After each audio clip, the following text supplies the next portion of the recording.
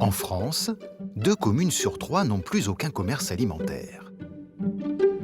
Dans la campagne d'Arras, des fermiers ont trouvé une solution plutôt originale pour permettre aux habitants de faire leurs courses. Ils ont installé un container en libre service, ouvert 24 heures sur 24 et rempli de bons produits locaux.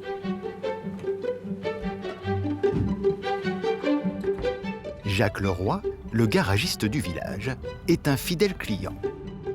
Toujours un petit billet de 5 € sous la main pour aller acheter son beurre. Hop. Nous voilà arrivés. Voilà. Hop. Vous avez le choix, vous avez les œufs, il y a quelques légumes, voilà, il y a même les pommes de terre. La particularité de cette épicerie, c'est le mode de paiement. On se sert soi-même, on paie en liquide et on prend sa monnaie soi-même. Voilà. Donc il y a même une calculette pour faire ses comptes. Et après, on met l'argent dans la boîte aux lettres. Voilà. Et on prend sa monnaie juste sous la flèche, dans l'assiette verte. Je récupère mes 2,20 €. 2 € et 20 centimes, voilà. Ici, on cultive la confiance. C'est écrit sur la porte, toujours ouverte. Les épiceries de village font partie de notre patrimoine. On y a tous de jolis souvenirs d'enfance, de paquets de bonbons achetés avec ses sous et de listes de courses à rapporter à la maison. Mais l'essor de la grande distribution à partir des années 70 a changé les habitudes de consommation. Plus de choix, des prix attractifs, de grands parkings, les hypermarchés ont poussé la plupart des petites épiceries à baisser le rideau. Dans les villages reculés, s'alimenter est devenu un réel problème et l'absence de commerce réduit l'attractivité d'une commune. Alors, un peu partout, des passionnés de la ruralité cherchent des solutions pour les faire revivre sous de nouvelles formes. Celui-là, il est magnifique, celui-là. Je n'ai même pas de mots en fait pour dire le plaisir qu'on a de se lever tous les matins et de monter dans ce petit camion et de partir à l'aventure comme ça, ouais. Alors, on est une épicerie associative. On a de tout, des produits frais, des pâtes, des farines, des confitures. Je leur ai dit, moi, je vais ouvrir une supérette 24/24, 7 sur 7 chez vous, avec des prix au prix du supermarché. Et il me dit, ouais, non, mais c'est bon, c'est pas possible. Et on l'a fait. Épicerie participative, autonome, ambulante, saga familiale ou choix de l'excellence, nous allons parcourir la France et aller à la rencontre de ces optimistes qui se battent pour le retour des épiceries dans nos villages.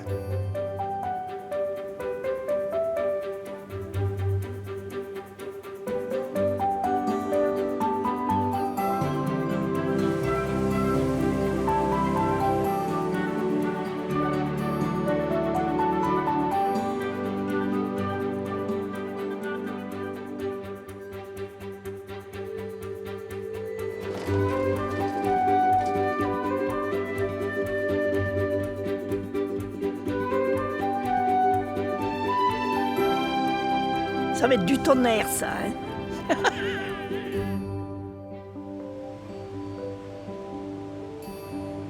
7 heures, du côté de la gare de Chambéry.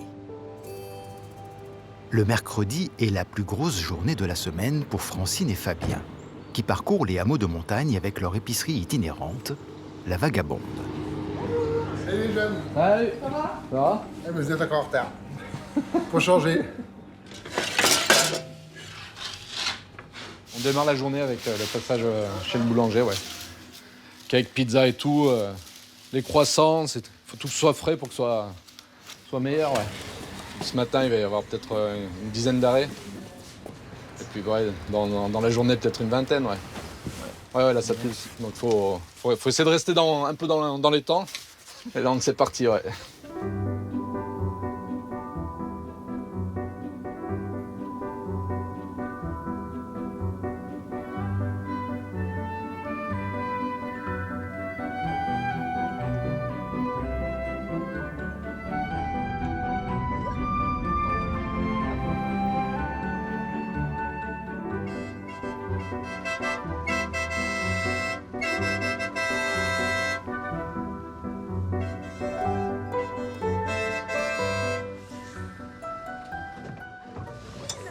Bonjour. Bonjour. Bonjour. Ça va? Allez, aux commissions. Nous, on prend des œufs déjà. Ouais, qu'est-ce qu'il faut? Regarde, je vais te ramener des boîtes. Ouais, parfait. Tu nous en mets une douzaine. Une douzaine? Attends. Ouais, moi je veux bien rentrer 12 œufs dans une on boîte va de 10, essayer mais de ça va être serrer. compliqué, ouais. C'est tous les tasses. Ça marche. Donne-nous du fromage. Ouais. Allez, hop. Allez, Tom, un tout dedans. Ouais, un bout de tome, il dit Patrick. Celui-là? C'est long, n'importe, c'est pas vrai. Ça. Génial, tout simplement génial. C'est vrai? Ouais. Et ils viennent chez nous, ils nous amènent tout ce dont on a besoin. Et ben voilà, pas besoin de prendre la voiture, de descendre, impeccable. Un Montsuré, on a. Camembert Montsuré, il est sympa, ouais. Ok. Ils sont sympas et puis ils ont des bons produits. Ça, Ils c'est ont- important. Ah, ils ont vraiment des très très bons produits. Ça, c'est tout du local. Non, c'est terrible. Ça fait 2 ans, hein, Ouais, bah 2 ans, ouais. Ça y est. Ah bah oui, mais surtout les Impeccable. produits, il y a des fromages, Il y a tout. il y a vraiment ça, les champis.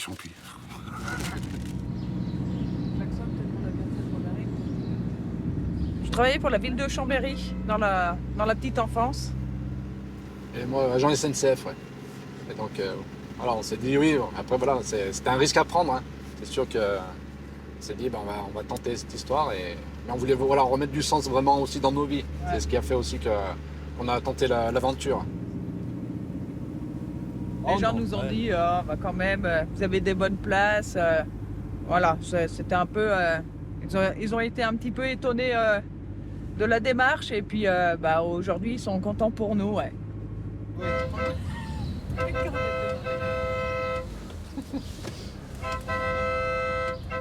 Merci. Alors ici, c'est la pause café, ici. Ah bon? Tiens, regarde. Café. Merci. Voilà. Ça va les pilous? Ouais, et toi? Ça va. Ce café, il fait du bien, ouais. Il passe bien. Il passe de mieux en mieux en plus, hein. Ah oui, là, oui. Ah bah celui-là, il va bien passer. Voilà. Parfait. C'est sûr que ça va réchauffer. Tiens. Francine, un tout petit peu. Un tout petit Ouais. peu comme d'hab. C'est rare quand il n'y en a pas. Hein. Ça va arriver, mais... Yvette, tu attaques ou... Moi, je vais attaquer, ouais. Alors, il faut 6 steaks hachés, s'il te plaît. Un petit citron, moustinguette. Vous avez votre petite liste? Ouais, c'est mieux, mais on prend toujours autre chose à la place. Des fois, on se demande pourquoi on les fait. C'est des dépenses bêtes. Les creusets et les lentilles. Je pense qu'on est bon, ouais. Au début, c'était des petits paniers à, Merci. à 10, 20 euros. Au début, tout doucement, c'est monté. Puis maintenant, ouais, c'est vrai qu'au bout de 2 ans, les gens ils ont vu que c'était des bons produits et tout, donc ils font des beaux paniers. Ouais. 35. En moyen, 35, ouais. Et voilà, on a des paniers, des fois, qui montent à pratiquement 200. Au sommet. Ouais. Bon, allez, là, par contre, on va vous laisser aller au soleil, là-haut. Hein. Ouais, parce que là, j'ai l'impression qu'elle va geler sur place, donc il faut y aller quand même. Elle va nous en Allez, voir. ciao les amis. Allez, Philippe, à bientôt. Salut, ciao. Francine et Fabien ont choisi dès le départ de limiter le nombre de kilomètres de leur tournée. Une sage décision, confortée par l'augmentation inattendue du prix du gasoil. Bah déjà, nous, on trouve qu'il n'y a pas de sens si on fait vraiment trop de kilomètres, déjà. On a fait une espèce de périmètre pour justement pas avoir trop de kilomètres à faire. Parce qu'on s'est dit, ça n'a aucun sens si on commence à faire 100 km dans la journée pour faire de la proximité et faire 100 km dans la journée. Donc on a à peu près sur la semaine 300 km, donc ce qui n'est pas énorme quand on voit tous les villages qu'on dessert. Ouais. Le couple travaille sans relâche, mais le modèle économique a ses limites. 54,35. 54,35. Hop là. Voilà. Putain, il va faire beau en plus. Parfait. Le camion ambulant ne peut générer qu'un seul salaire. L'essentiel n'est pas là. Travailler avec des producteurs locaux et être utile, c'est ce qui leur donne le sourire chaque matin. Ben nous, on se fait tellement plaisir. Voilà, d'avoir créé ça, c'est tellement bien que voilà, on a envie de continuer. Alors, les œufs, le jambon, clémentine, le fromage et les endives. 24,46 €. Le bouquet pour madame. Le bouquet pour madame, les duos pour papa, Et on est et bon. banane pour la famille. Allez, merci. Allez, à bientôt, hein, merci. Au revoir. Ah bah là, on trouve tout ce qu'il y a à peu près dans une épicerie, hein, avec une partie légumes. Légumes et fruits, c'est essentiellement en bio. Ouais. On a fait ce choix-là. Parce que voilà, dans le camion, on joue sur 3 termes, c'est le local, le bio et le vrac.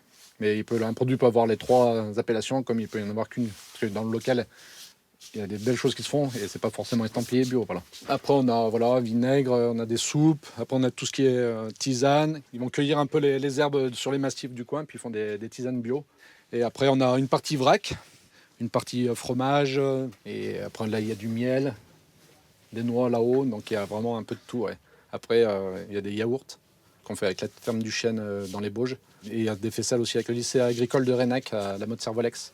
On se dit, ça rentre très bien dans le projet de travailler avec un lycée agricole. Ouais. Pour le vin, Francine et Fabien se fournissent chez David Bailly. Ils se trouvent sur la route de leur tournée. Ciao David. Salut. Salut. Ça va? Ça va. Forme? Salut.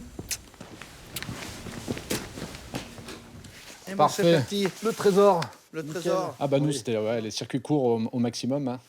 Et donc là, c'est parfait parce que là, on est en extra local. Parce qu'on distribue aussi, on vend ces produits sur la tournée du coin. Ouais. Ça fait l'occasion de faire connaître nos produits comme ça. Non, c'est très bien.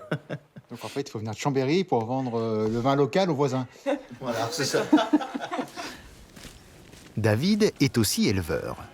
Sa viande, la Belle Rouge, est en vente dans l'épicerie ambulante. Bah alors. Elle veut pas qu'on Ouais. la touche. Elle n'a pas envie de finir dans votre camion? Non. C'est ça. Elle sait. On a eu 3 naissances hier, dans la journée. Tu mets la mère et le petit... Ouais, pour que le veau séparé. s'habitue bien à la mer et qu'ils têtent bien leur lait. D'accord, ouais. C'est vraiment au cœur du projet, là. Il y a aussi le bien de la bête. Ouais. Et là, on sait que elles sont bien traitées. Ouais. On en récupère à la mi-décembre des colis de viande. Ah, pardon. Ouais, parce que là, il va emmener la bête à l'abattoir, ouais. Ils ont tout ce qu'on veut. Je veux des poireaux, ils ont des poireaux. Je veux des oignons, des gros oignons, ils ont des gros oignons. Combien vous en voulez? 4. Puis j'aurais voulu des idiots. 6 idiots. Ouais, 6 idiots, ouais. Des idiots frais parce que je les mange crus. Vous descendez jamais du balcon? Oh, ben ils m'y apportent, ça leur fait marcher un petit peu. Oh, faut les laisser marcher, les jeunes, hein. Moi, j'ai déjà assez marché, couru dans ma vie. Voilà la petite note. Oui, c'est toujours pareil, moi. Là, c'est au petit soin, là. Ouais, voilà, ouais. Ils sont gentils. Elle n'a pas loupé un passage depuis 2 ans. Ils ne font pas trop de rabais, mais enfin, bon. J'espère que pour Noël, j'en aurai un. Bon, la semaine prochaine? On se dit à la semaine prochaine. Ouais, ça marche, ouais. Et puis, pour Noël, ben, on se payera peut-être quand même un petit quelque chose. Bah ouais, on va bien voir, ouais. Un porto. Allez, chiche. Ben, bien sûr.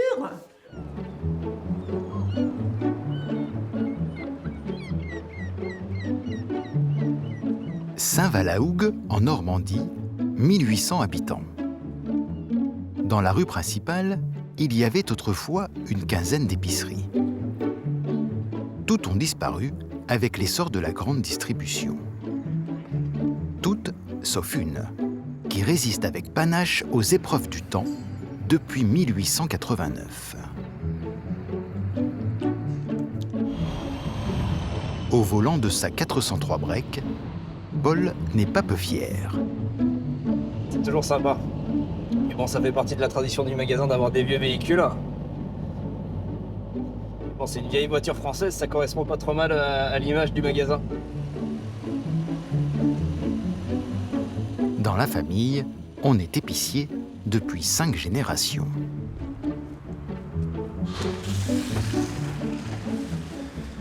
Alors la crèmerie, où là on va se retrouver ma sœur. Ça c'est son rayon. Elle fait aussi d'autres choses dans le magasin. Bonjour. Donc on va continuer le rayon ici, on va arriver au rayon confiture, au rayon épices, et ma mère qui est en train de faire les vitrines. Ça va, il est sage le petit? Ouais, bien élevé. Il travaille beaucoup? Il travaille beaucoup. On va vraiment être pris dans une atmosphère à l'ancienne. les vieilles poutres, toutes les façades de caisse-bois qu'on peut avoir à droite à gauche. Et en parlant de vieillerie, mon père qui sort du bureau. Voilà. En 135 ans, l'épicerie n'a cessé de se développer pour devenir une des plus importantes de France. Une quinzaine d'employés et un achalandage à faire perdre la tête. Donc ici on a Sylvain au rayon primeur, donc une des activités historiques du magasin. Donc là on passe au rayon déco. On a des jouets anciens. Donc voilà, on a beaucoup d'enfants qui se ruent dans le magasin à ce niveau-là et ils ont l'habitude. Ils peuvent s'amuser avec pendant que les parents regardent le reste du rayon. Ici on va rentrer dans le rayon droguerie. Des cires d'abeilles, de l'acide citrique, enfin tout ce qu'il faut pour faire ces produits ménagers soi-même. On va avoir des brosses pour tout faire, même des brosses à nettoyer les brosses. Ah, merci Rachel. Voilà, la brosse à nettoyer les brosses. De vieux plumeaux, si je ne me trompe pas, c'est bien de la plume d'autruche. Donc ici, on va avoir notre rayon soupe avec Gaël, l'un des produits phares du magasin, la soupe de poisson au courbouillon Clovis. Donc en fait, c'est la recette du fondateur du magasin. De la moutarde au cèpe, la moutarde au wasabi, ça c'est un truc qui plaît énormément. Bon, un grand classique, mais le sel de l'Himalaya. Enfin, on va avoir des sels de partout. Et le monde entier se trouve dans le magasin. Combien de références? Dans le magasin, on doit être, je dirais, entre 25 000 et 35 000 peut-être.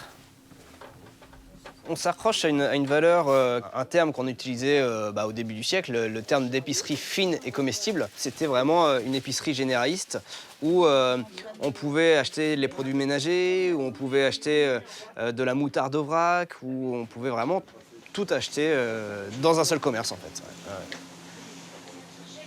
On a de la clientèle qui vient au jour le jour faire ses courses de tous les jours. Bonjour monsieur. Voilà, exemple monsieur. Comme de la clientèle qui va venir au week-end.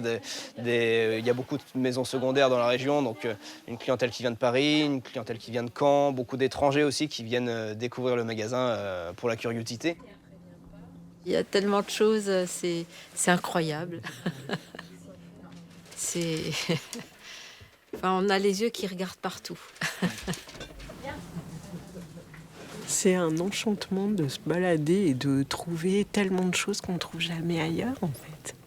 Donc j'ai acheté ce joli chapeau que je trouve tellement marrant. Pour faire les parquets. C'est du poil de chèvre. Pour faire les parquets. Qu'est-ce qui vous plaît ici? L'ambiance. Oui. L'ambiance, on trouve tout. Le choix Oui. Et puis on trouve toujours le petit objet que l'on cherche et dont on n'a pas forcément besoin. Puis c'est accueillant, ça donne envie, ça donne envie. Et en fait, pour les poissons, c'est fabuleux. Tu vois, c'est ce que Toi, tu mets un cube. Oui. Ah bah non. Bah oui. Quelle horreur. Bah oui, Mon mais Dieu, je connaissais pas. Eh ben là, vous allez voir. Et ben je vais en prendre. C'est un courbouillon que l'on fait. Il y a 13 épices dedans. Il s'appelle Clovis pour nous rappeler l'arrière-grand-père. Voilà, Ouais. je l'ai baptisé. Moi, je vais...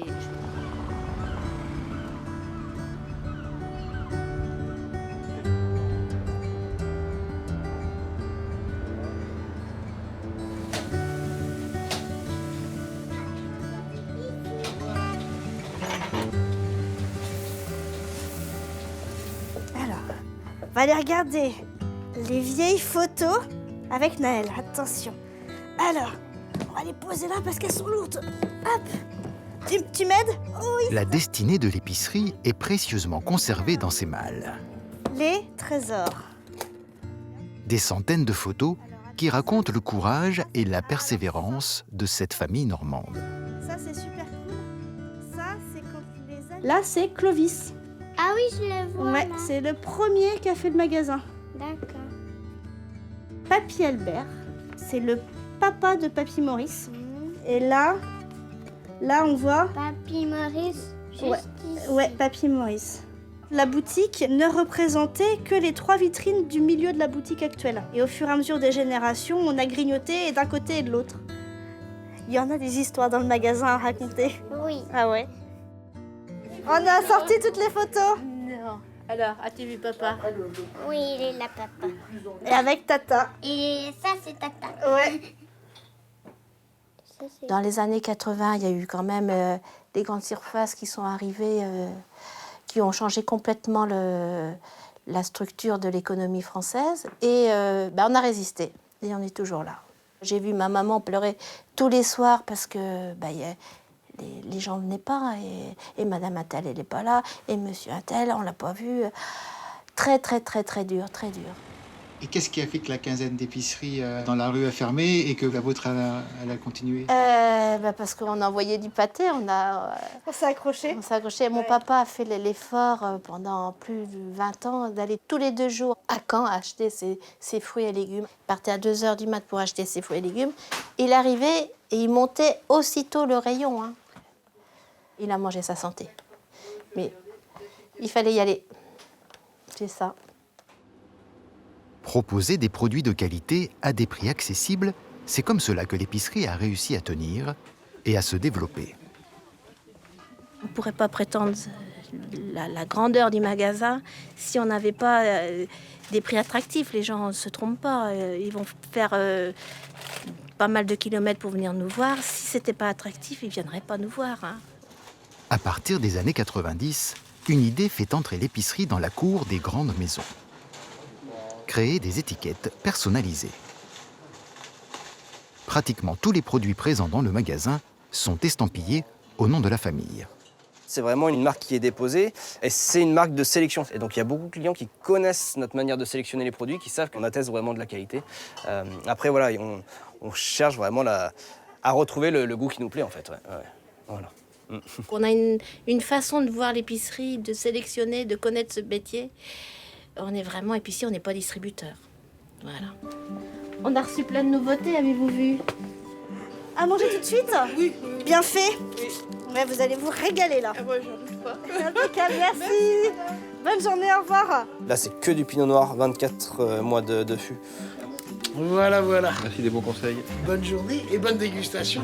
Merci, au revoir. On va aller chercher des tapettes à... La réussite de la famille Gosselin est exceptionnelle.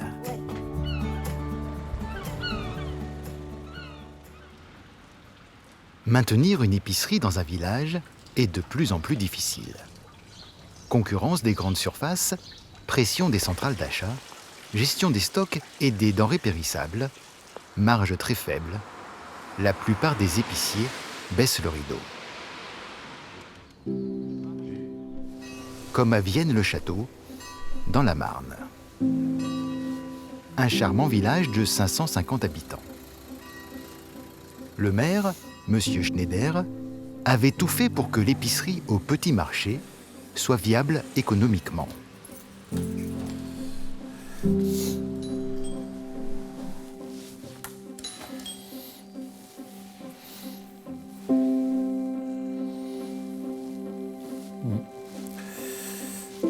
Le local de 100 mètres carrés, propriété de la commune, venait d'être entièrement rénové. Le loyer était symbolique, mais cela n'a pas suffi. Il y a 1 an, le dernier épicier a jeté l'éponge. C'est, on va dire, plus que vide même. Il n'y a pas de vie. Enfin, c'était aussi un lieu de vie sociale important. Tous les week-ends, on avait notre poulet rôti avec des petites patates. Enfin bon, c'était que du bonheur, quoi. Non mais c'était un peu de vacances, on va dire, dans notre village. On avait un service, on va dire, complet. Ça allait des légumes frais jusqu'au jambon à la coupe, quoi. Voilà.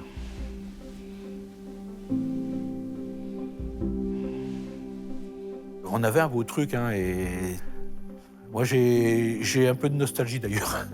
Je dis pas que c'est un cimetière, hein, c'est pas le mot, hein. Mais on aimerait tellement remettre un peu de vie là-dedans. Ça va être notre objectif. Pendant le Covid, le commerce a fonctionné de façon tout à fait intéressante, et pour les villageois et pour le gérant, parce que les gens étaient captifs.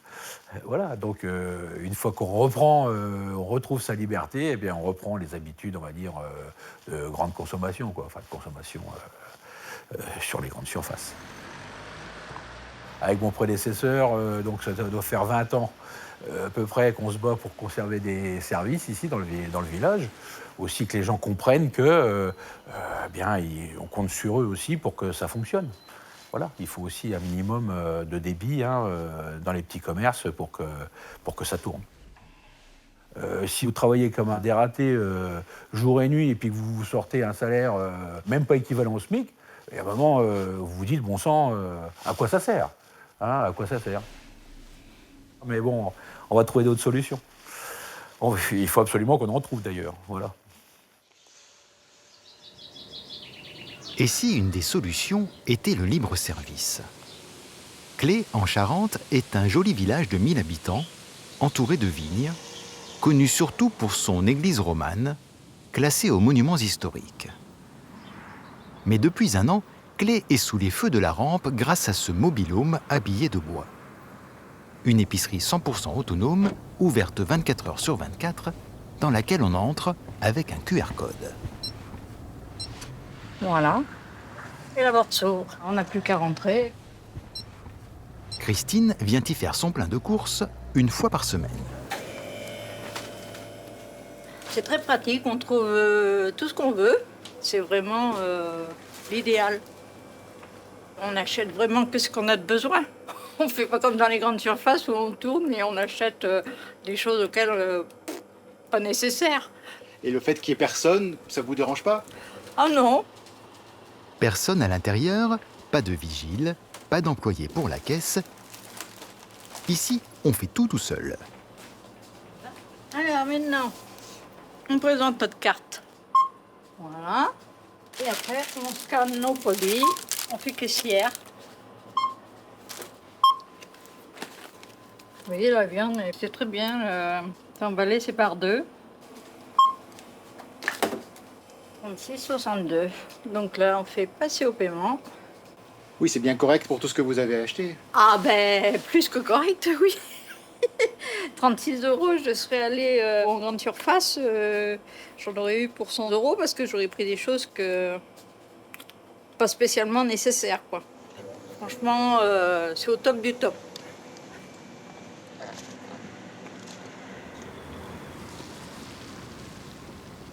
Margot est une des salariées de l'enseigne. Pour assurer le fonctionnement de ses épiceries en libre service, elle parcourt la région et gère 3 ou 4 points de vente. Première étape, la mise en rayon des marchandises, livrées en toute autonomie par les fournisseurs. Donc le stockage des chambres froides qui nous permet aujourd'hui d'avoir une livraison autonome pour nos livreurs. C'est-à-dire que vu que nous ne sommes pas là en permanence, ça permet à nos livreurs de venir nous poser les produits dans les chambres froides en sécurité à tout moment, et ce qui permet d'avoir une autonomie pour tout le monde. Par exemple là, j'ai le producteur de viande qui est passé, qui m'a déposé les produits de la semaine. Le métier d'apicier, c'est d'avoir en gestion plusieurs supérettes. C'est ce qui permet aujourd'hui clairement d'avoir un modèle économique qui est viable avec un service sur une plage horaire aussi large.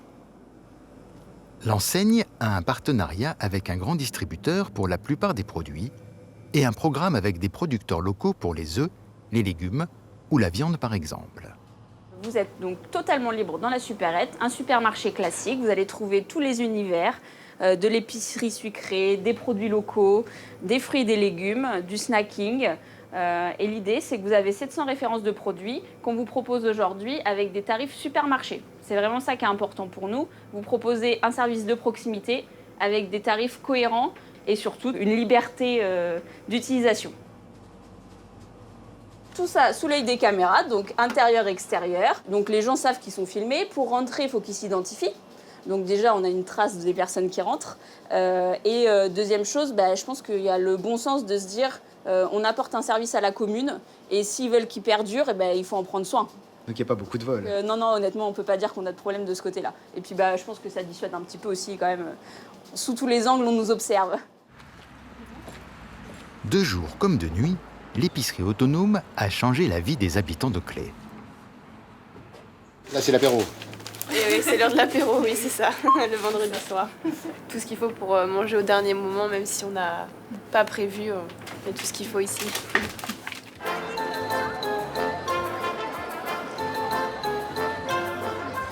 Ce matin, c'est la fête au village.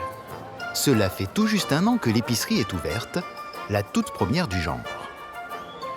Alex Grammatico, un des fondateurs, est très reconnaissant envers Dominique Pérez, le maire de Clé, qui a cru en leur projet. Ça faisait 3 mois qu'on travaillait sur le projet. Et je me souviens, moi je suis arrivé au conseil avec un petit dossier avec des schémas et je leur ai dit, moi je vais ouvrir une supérette 24/24, 7 sur 7 chez vous, avec des prix au prix du supermarché. Et il me dit, ouais non mais c'est bon, c'est pas possible. Et on l'a fait. On s'est inspiré d'un concept suédois qui existe depuis 2017. On pensait que ça allait marcher parce qu'il y avait un vrai besoin en France, puisque sur 36 500 communes, il y a 23 500 communes qui sont dépourvues de magasins d'alimentation. Et on répondait du coup à ce besoin. Vous avez des critères d'implantation? Tout à fait. Alors on a la densité du village qui est important et la distance du supermarché le plus proche. On parle en temps, en minutes. On est sur 9 minutes aller, 9 minutes retour, donc ça fait 20 minutes, le temps de se garer, le temps de prendre son charrette et de faire ses courses, on fait économiser aux gens une trentaine de minutes. Moi je suis là depuis 1989 et j'ai jamais connu de commerce en activité sur la commune. Regarde! Tout est positif et ça crée un petit lieu de vie. Souvent les gens se rencontrent dans le magasin, conversent, voilà, tout est positif.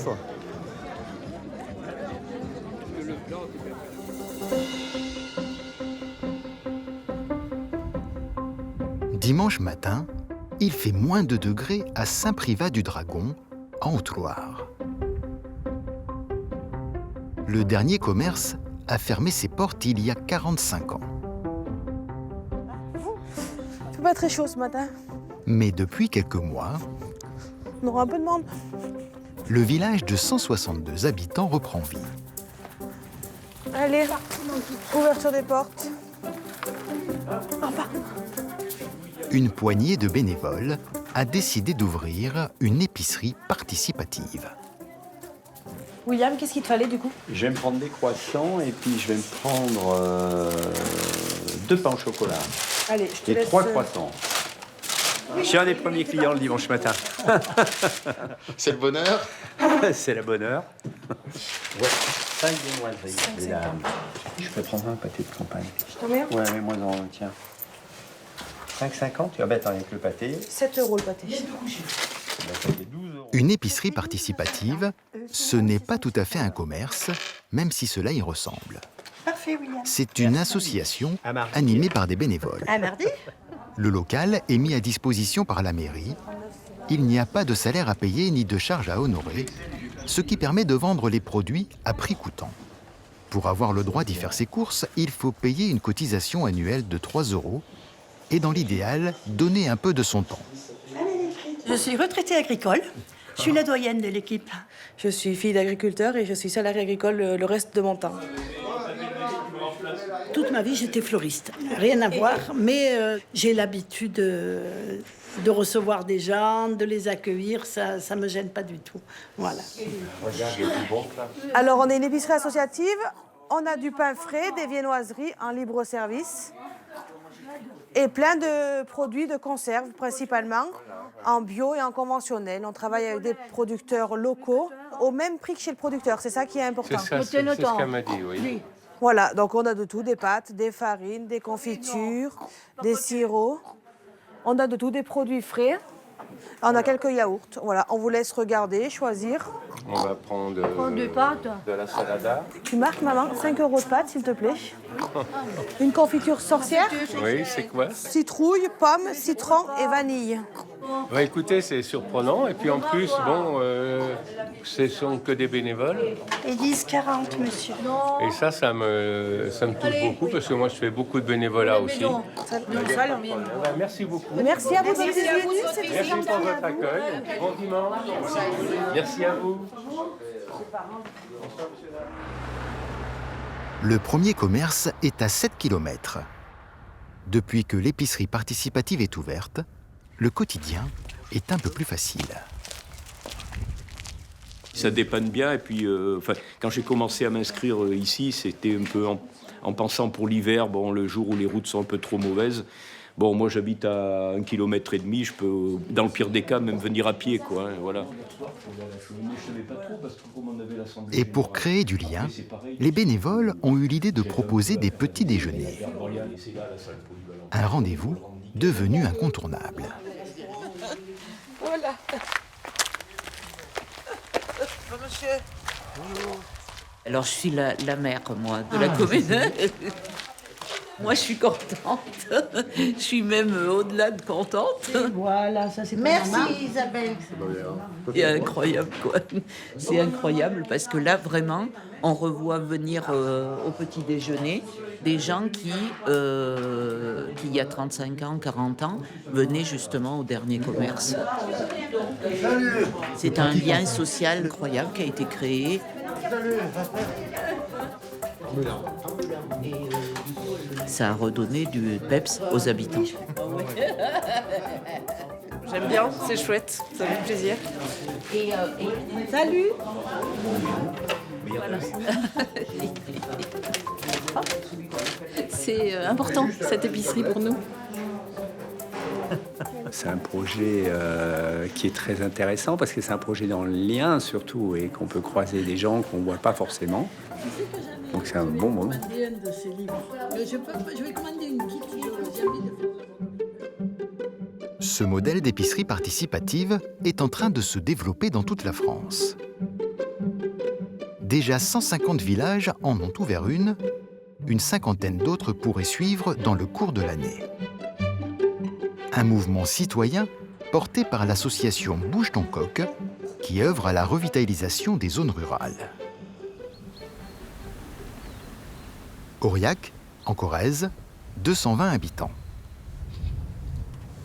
Le dernier commerce a fermé ses portes il y a bien longtemps, alors les villageois aimeraient eux aussi monter leur épicerie.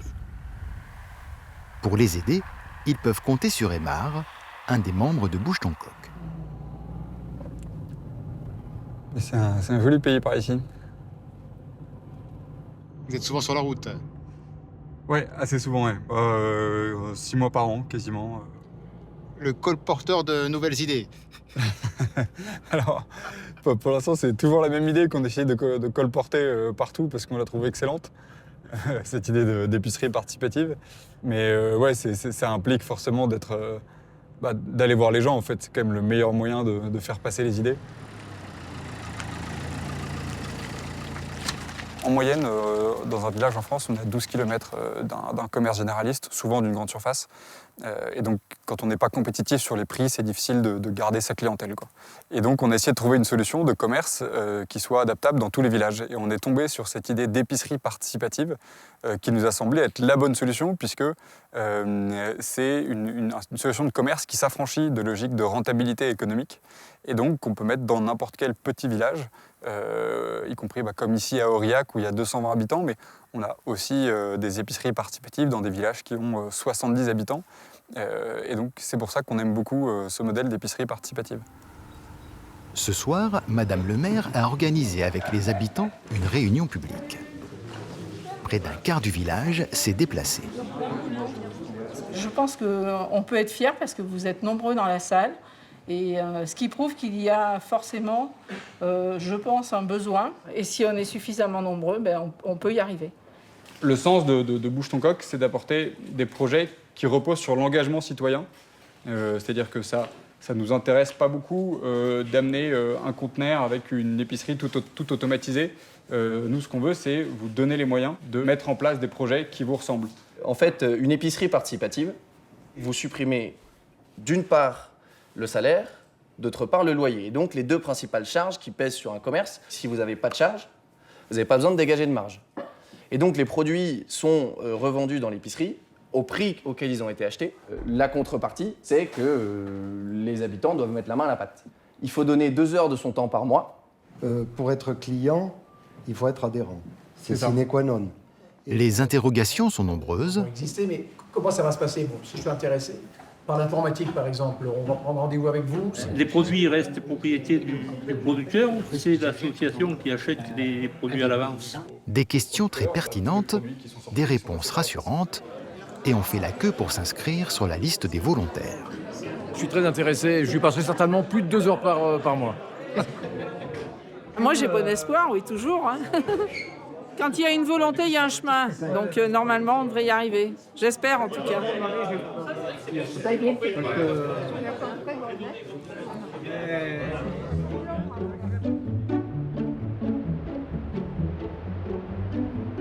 À quelques kilomètres du lac de Serponçon, Châteauroux-les-Alpes, 1250 habitants. Ce joli village de montagne a de quoi faire des envieux. Non seulement il possède une épicerie,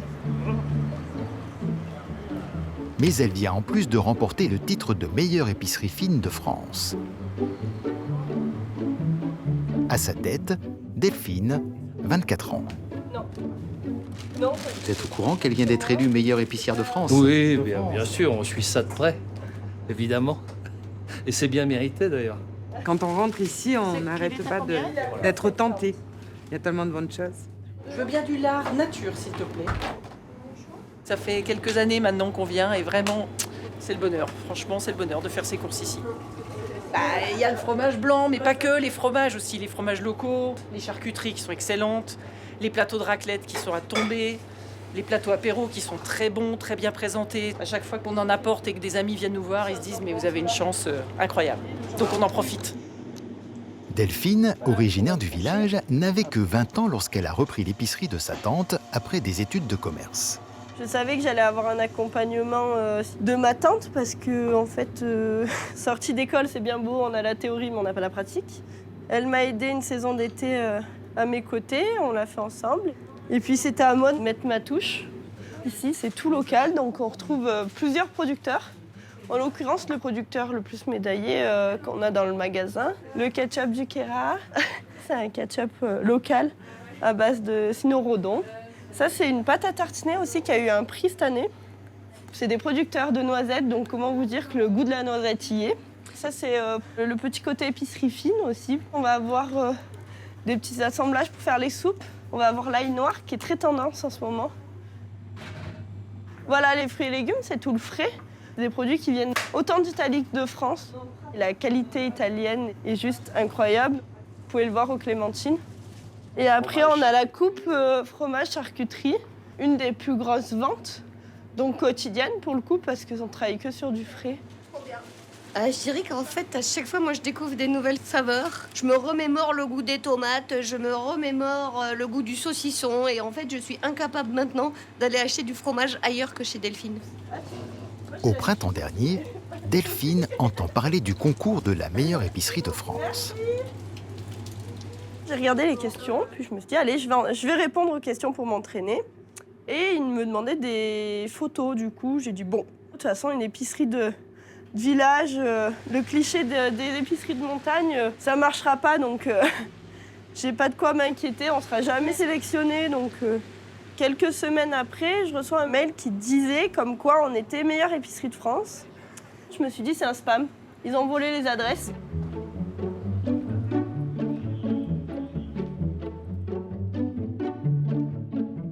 Et ça a été le bouche à oreille sur les clients, ils étaient euphoriques. Et eux se rendaient vraiment compte de la chose, moi pas du tout. Ce qui leur a plu, en l'occurrence, c'est la proximité, qu'on soit une épicerie de village et qu'on soit un service aussi. Il fallait quand même qu'il y ait des produits régionaux. Et puis après, il y a aussi les plateaux qui ne sont pas forcément communs. Et puis le fait que j'ai repris l'épicerie pour mes 20 ans, c'est vrai que ça a été un peu la stupeur pour le jury et ça a beaucoup plu. Loin de prendre la grosse tête, la future maman est sur tous les fronts. Elle déneige le trottoir, elle met les bons produits en rayon et elle rend visite à ses producteurs préférés pour aller chercher ses commandes et découvrir les dernières nouveautés. Hey, coucou, ça va? Oui, ça va et toi? Oui. Hop, là c'est les grosses truites du coup. Nous, on élève et on transforme la truite arc-en-ciel ici, ouais. J'ai déjà le masque. J'ai déjà le pull violet. Ça, c'est les filets fumés tranchés que Delphine vend dans son épicerie. J'ai des clients qui viennent exprès pour les filets de truite de la ferme à Cocolle, ouais. Ah, je savais pas ça. Ça, oui, c'est vrai. C'est notre saumon de Noël pour nous, chez nous. Et puis l'été, t'en prends pas mal aussi. De toute façon, c'est hyper saisonnier, quoi. C'est Noël, l'été et un petit peu en février. Ouais. À 10 km de là, la fromagerie de la Durance, plusieurs fois médaillée et fournisseur officiel de raclette de Delphine. Moi, je viens souvent quand je suis en rupture et que tout ce qu'ils m'ont livré, je l'ai vendu. Et je viens souvent me ravitailler, surtout en raclette, du coup, l'hiver. Là, c'est le coffre-fort. Ouais.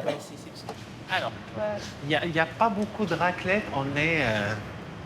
Si on vous dit qu'on est en rupture de stock, on est en rupture de stock. Comment ça? Comment ça, on est en rupture de stock? Elle est goûtue, elle est extrêmement fondante, donc elles font bien, c'est-à-dire qu'elle va pas trier le gras et on va pas avoir un côté gras et un côté fromage. C'est vraiment le fromage coulant. Ça, et puis après, ils font plein de raclettes aromatisées. Donc on a l'ail des ours, la sarriette, le trois poivres, et le piment d'Espelette, la truffe d'été. C'est celle qu'on me demande depuis le mi-octobre et que je sors que pour les fêtes. Et après, les nouveautés là, c'est cèpe et Maurice. Ah, mais ça, je savais pas. C'est la prochaine à la carte. Renouveler sa carte et proposer des produits toujours plus étonnants, c'est ce qui passionne la jeune épicière. Hello, ça va bien? Elle vient découvrir la nouvelle bière de Clément, un ami brasseur. Oui. Alors ça, c'est notre bière éphémère, c'est un brassin de Noël, qui est donc une bière ambrée au blé fumé, avec dedans des écorces de yuzu, des fèves de tonka et des gousses de vanille. Donc on est sur quelque chose d'assez rond, assez épicé, et, avec des notes d'agrumes assez sympas. Donc, Il m'avait présenté le projet, donc il ne reste plus qu'à goûter. Quand même, avant de récupérer les cartons, parce que si c'est pas bon, on ne récupère pas. toujours goûter. Et oui, toujours goûter, c'est le maître mot. Dans l'épicerie, j'ai tout goûté. C'est ça le secret aussi, il faut toujours goûter le produit. On sent. Qu'est-ce que t'en penses? C'est un petit fruit. Le yuzu et la fève de tonka à la vanille, on sait que ça match déjà ensemble. Le tonka est bien maîtrisé, je pense. Tu peux l'associer à le vin chaud. Ouais, c'est un peu ça. C'est une bière froide, du coup. Ouais. Non, mais oui, mais par contre. Mais sans le côté cannelle et pain d'épices qu'on n'aime pas avec mon associé. Donc on s'est tourné vers quelque chose de plus exotique. Ça change aussi, ouais. Là, il travaille en profondeur et du coup, ça fait vraiment comme un vin. En fait, on va avoir les premières saveurs et les deuxièmes saveurs et ainsi de suite. Elle s'y connaît bien en bière. On a eu du mal à se placer dans son rayon parce qu'il était bien garni avec déjà des très bonnes bières. Et il a fallu qu'on y fasse notre place. Et j'avoue que ça a été pas dur de convaincre Delphine, mais dur d'arriver à un niveau d'exigence qui permette de se sentir légitime à avoir sa place dans un rayon comme celui-là. Hop. T'en veux un ou deux du coup? Deux, ouais. Bon, attends, je peux t'en prendre un. Tu sais, On va pas faire porter une femme enceinte, quand même. On n'est pas des sauvages. Je me sens inutile.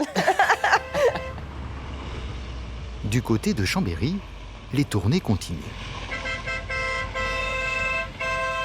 Quel que soit le temps, la vagabonde dessert les hameaux les plus éloignés. Pour certaines personnes, l'épicerie ambulante est devenue essentielle. Bah oui, parce que moi je peux pas descendre, j'ai pas de facilité, j'ai mon mari qui est malade, et c'est compliqué pour moi de descendre. Je peux descendre que le lundi après-midi quand il y a des assistantes de vie. Donc c'est pratique. Pour moi c'est bien et en plus on a des fournisseurs très, très gentils. On est content de vous retrouver toutes les semaines en tout cas. À la semaine prochaine. Au revoir. Au revoir.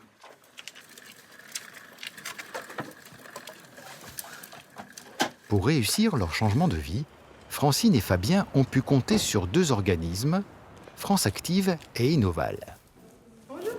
Bonjour Francine. Bonjour Fabien. France Active s'est porté garant auprès des banques et Innoval les a aidés à élaborer un business plan et les a suivis pendant plusieurs mois. Parce que le business plan, la première fois qu'on nous en a parlé, on s'est demandé ce que c'était. Ouais. On s'est dit, mais de quoi il nous parle quoi, ouais, voilà. On s'est dit, mais, alors on est mal barré là. Et bien là, on est en train de faire le bilan de la deuxième année. On peut se rendre compte qu'on est à peu près à 30% au-dessus du chiffre d'affaires de la première année. Donc on est plutôt content, quoi. Et puis on sent qu'on a posé des bases avec, voilà, on a notre clientèle. Bon, en tout cas, nous, ce qui nous plaît, c'est de voir que c'est un projet qui vit Et Dieu sait que il y en a beaucoup des projets d'itinérance sur l'épicerie, mais il n'y en a pas beaucoup qui arrivent à en vivre aussi bien que vous. C'est que vous avez bien su mener votre barque et que le territoire, en plus, était vraiment le bon endroit pour porter ça. Pour se dégager un deuxième salaire, le couple a un nouveau projet. Décliner la Vagabonde en épicerie fixe avec les mêmes produits locaux. Un village est déjà très intéressé. L'ouverture devrait avoir lieu prochainement. Les épiceries participatives séduisent de plus en plus. Bientôt 200 communes auront rejoint ce mouvement citoyen. Grâce au succès de son épicerie, Delphine a réussi à créer un emploi. Elle a embauché Gaëlle, une habitante de Châteauroux-les-Alpes. Sa nouvelle idée, créer un site internet pour vendre ses bons produits dans toute la France. À Vienne-le-Château, l'espoir renaît. Amandine et son compagnon sont bien décidés à redonner vie à l'épicerie du village. Donc on a plein de projets.